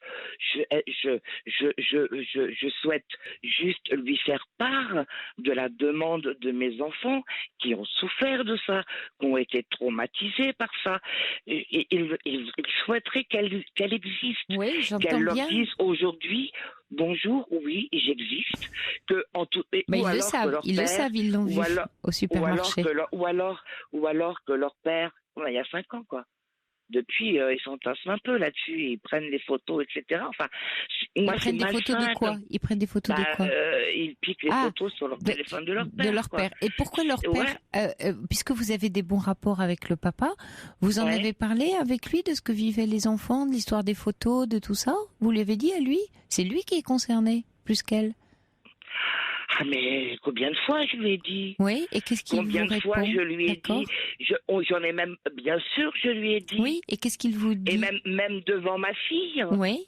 Et... en présence de ma fille. Et qu'est-ce qui se passe? Lui, il répond qu'il a bien le droit de s'amuser. C'est pas une histoire d'amusement. C'est pas ça la réponse. Voilà. Eh bien voilà. Non, c'est pas une histoire d'amusement, mais on peut comprendre. Il dit ça devant ses enfants, donc. Waouh, c'est le mot d'amusement qui choque, c'est le fait que le père ne soit pas dans quelque chose d'adulte, parce que c'est pas une histoire d'amusement d'avoir une liaison avec une femme mariée. En revanche, on comprend. Voilà, autant d'années. Octavie, on comprend vu la situation que cette femme en question. Voyez, vous, votre colère et que j'entends, elle n'est pas à être contre cette femme, mais contre votre mari qui se conduit pas tout à fait en adulte dans cette vie. Contre votre ex-mari, pardon. Oui, non, mais moi, je l'ai contre deux, la colère. Je l'ai contre deux. Ouais, mais là, vous entrez sur le territoire de quelqu'un qui, voilà, on ne va pas juger, vous voyez, on n'a pas à avoir un jugement moral bien ou mal. Il se trouve qu'elle est quand même dans une situation d'adultère avec. Écoutez-moi, Octavie, elle est dans une situation d'adultère avec l'ex-femme de l'homme avec lequel elle est, qui monte au créneau pour rencontrer les enfants. Inverser la situation, c'est pas recevable pour elle. C'est juste pas recevable. Donc, en revanche, dans l'histoire, c'est le papa, c'est votre ex-mari qui n'est pas du tout clair dans cette histoire. Alors, et qui doit en parler aux enfants. Attendez, il s'avère que cette personne est tellement officielle dans la vie du père de mes enfants qu'un jour, en allant chez Darty, j'ai eu connaissance, mais vraiment complètement inopinément, de son adresse mail. Oui. Donc j'ai réfléchi pendant quelques semaines. À l'époque, je voyais une psychiatre parce que suite au tsunami, j'ai eu un petit moment difficile. Maintenant, tout va bien. J'ai eu un petit moment difficile, donc j'ai été suivie. J'ai vu une psychiatre. Je lui ai demandé si je devais écrire un mail. Elle m'a dit non. Je lui ai dit écoutez, moi j'aimerais tellement parler mais oui, mais ça vous j'aimerais regarde tellement pas. parler pour mes enfants. Je comprends, mais non. Alors elle m'a dit, mais à ce moment-là, envoyez quelque chose de très, vraiment de très très soft. Et j'ai envoyé quelque chose de très très soft. Je n'ai non seulement pas eu de réponse, oui, on se pouvait s'y attendre. Mais mon ex-mari m'a quasiment insulté en me demandant comment j'avais osé.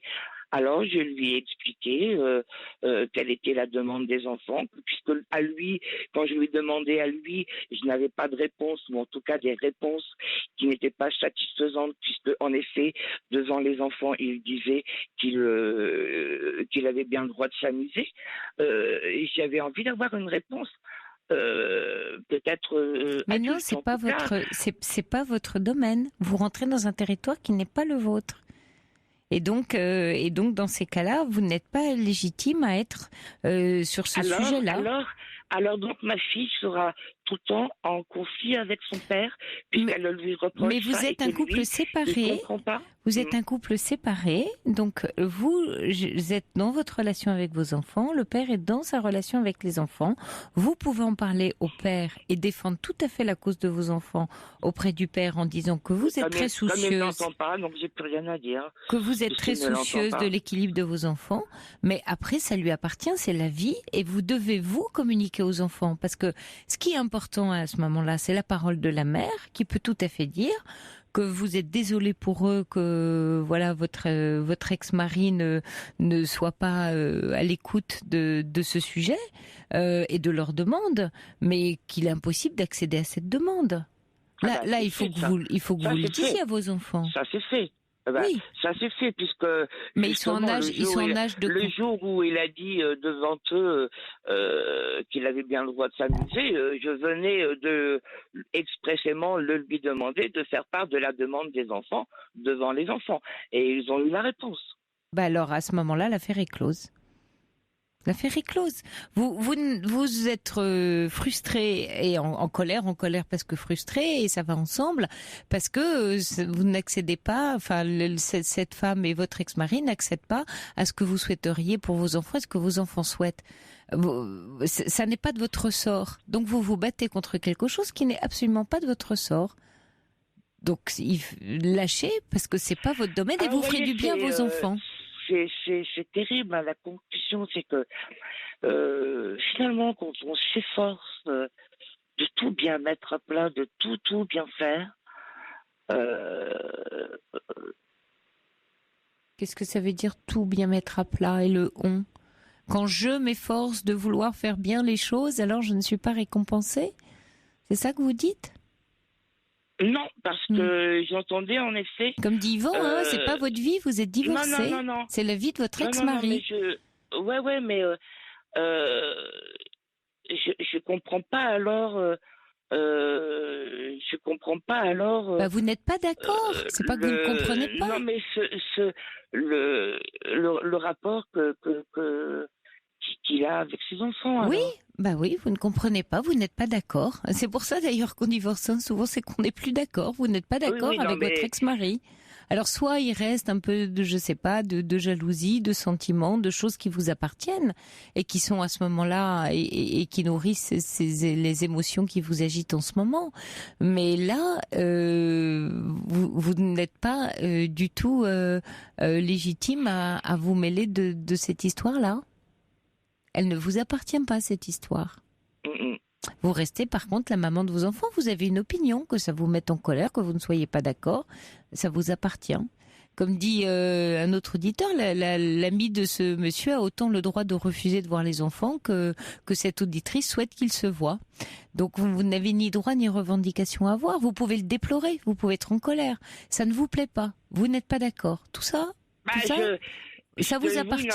C'est à vous. Mais c'est à vous. Il y a un truc que j'arrive pas à... à comprendre, parce que c'est pas votre façon de voir les choses. Mais ça, il y a beaucoup de... c'est comprendre les différences. Ça s'appelle comprendre les différences. À ce moment-là, moi, si je ne veux pas que mes enfants connaissent une situation, je n'affiche pas cette situation à d'autres enfants. Enfin, c'est votre point de vue, mais c'est pas celui. Ça qui est aberrant. Oui, c'est peut-être aberrant, mais c'est pas celui du père de vos enfants, Octavie. Donc laissez ça et restez dans votre rôle de maman. Bon courage à vous, Octavie, et lâchez cette colère qui vous sert pas à grand chose. Merci de nous avoir appelé, Octavie. Au revoir. Au revoir. Bonsoir, Joël. Joël, vous êtes là? Oui. Oui, je suis là. Oui, bonsoir, Joël. Bienvenue à l'antenne. Oui, merci beaucoup de prendre mon témoignage. On vous entend très loin. On vous entend pas bien. Pourtant, je suis pas si loin. Pas si loin. Pas si loin, mais pas vraiment trop loin. Alors, Oui. Vous n'êtes pas avec un haut-parleur? Ah non, pas du tout. D'accord. Bon, on vous entend mieux. Fermez la radio. Oui, ça va mieux là. Ça va mieux, me dit Romain. Voilà, parce que Romain, il check pendant ce temps-là que tout se passe bien. Donc ça va, on vous entend. On vous entend. On est à la radio.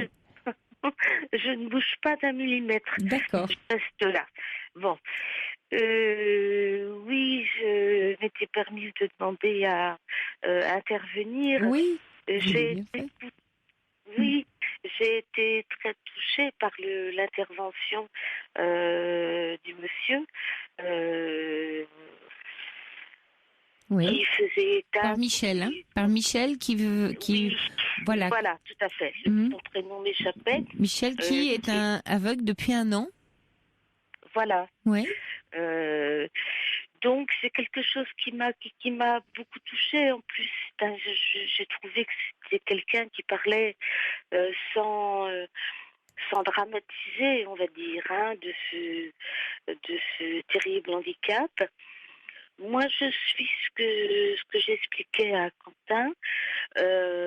Moi, du fait d'une maladie chronique, qui est un diabète insulino-dépendant, j'ai donc une atteinte au niveau des 2 yeux, et donc j'ai quasiment perdu mon œil gauche. Je vois encore à moitié sur l'œil droit. Oui. Voilà. Bon, et c'est vrai que du coup j'étais en pleine activité. J'ai dû arrêter mon activité puisqu'il fallait que je prenne la voiture. Donc c'est vrai que ça a été pour moi, il y a 1 an et demi, une coupure de vie, enfin quelque chose que j'ai très mal vécu. Oui. Bon, mais ce que je voulais dire, c'est que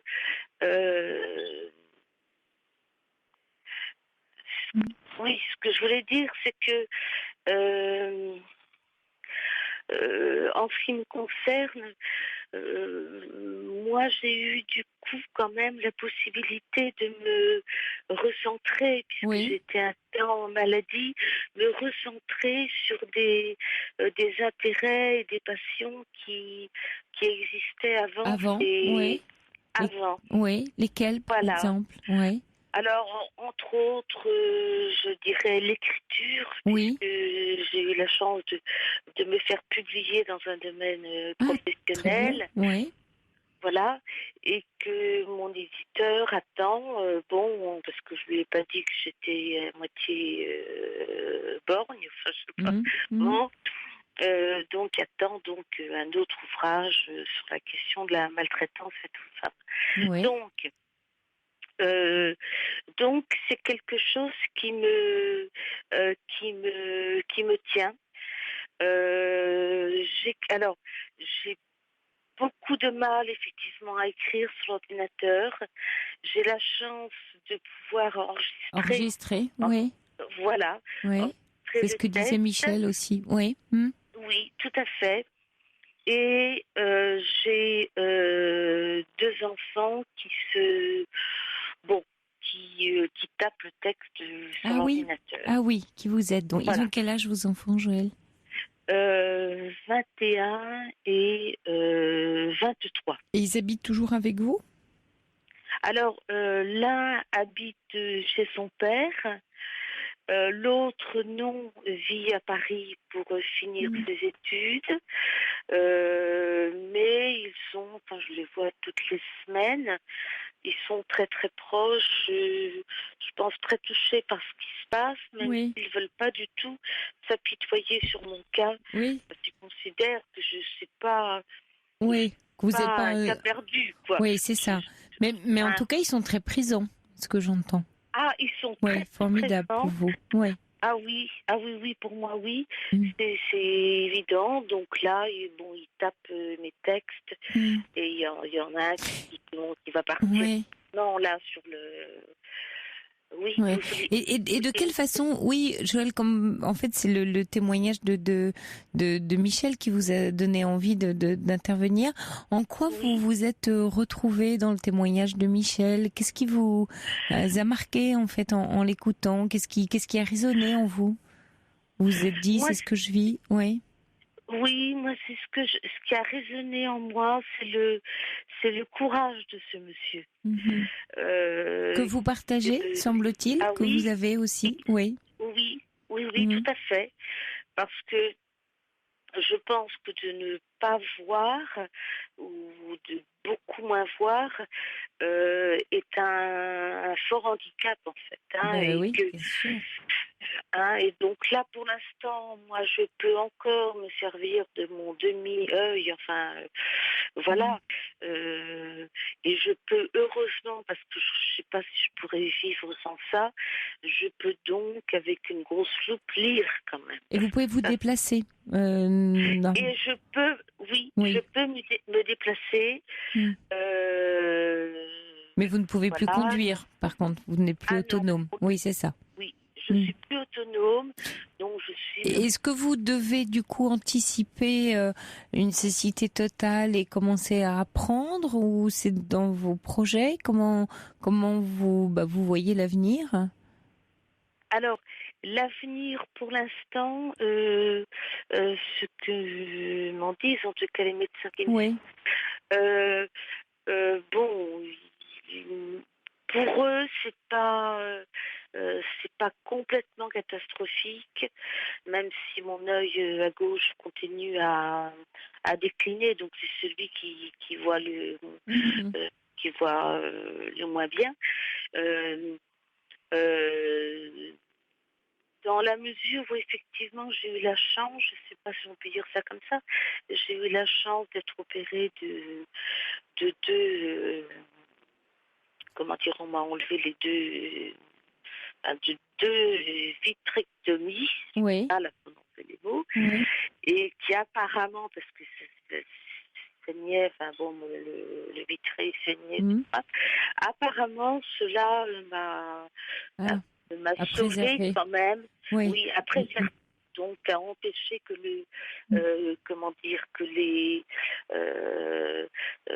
que mes yeux s'abîment encore plus.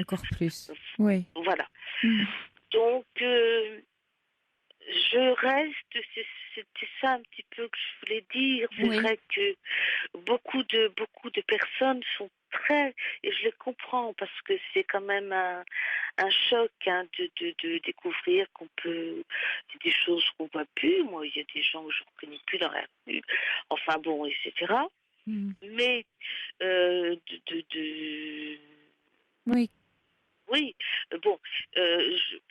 voulais dire qu'effectivement, on peut apprendre, puisque je suis pas en plus quelqu'un de très très facile, mais on peut apprendre à finalement dédramatiser et surtout à se focaliser sur quelque chose de constructif peut pour encore soi. faire. Oui, vous parlez. Voilà. Et est-ce que, quand Michel disait que la façon dont il sent en fait les êtres inconnus ou connus, est-ce que c'est aussi l'expérience que vous faites, Joël, d'avoir un ressenti en fait différent dans la relation à l'autre et peut-être même la relation à vous-même? Oui, tout à fait. Ouais. Exact. Oui. Donc ça, je crois que c'était très juste. On ne ressent plus les personnes de la même façon. Oui. Il y a des personnes ça va peut-être vous paraître un peu excessif, mais dont on se sent méfiante en fait. C'est-à-dire, je crois que cette perte de vue entraîne une vision de l'autre un peu différente. Oui. Ouais. Merci Joël pour votre témoignage et donc je vous souhaite plein de belle énergie pour écrire votre prochain ouvrage. Merci de vous avoir appelé. Merci à vous. Et puis j'en profite puisqu'on est, ça y est, le 16 avril, il y a Joey Ramon qui nous dit: je suis né le 16 avril, un an de plus, c'est toujours rock'n'roll à l'écoute de la libre antenne. Alors bon anniversaire puisqu'il est bientôt 1h du matin. Merci de nous avoir envoyé ce petit message et nous on se retrouve demain 23h dans la libre antenne. Passez une très belle nuit et douce nuit. Il est 1h. Vous écoutez Europe 1 et je vous laisse en compagnie de Jean-Marc Morandini et son grand direct des médias. À demain 23h.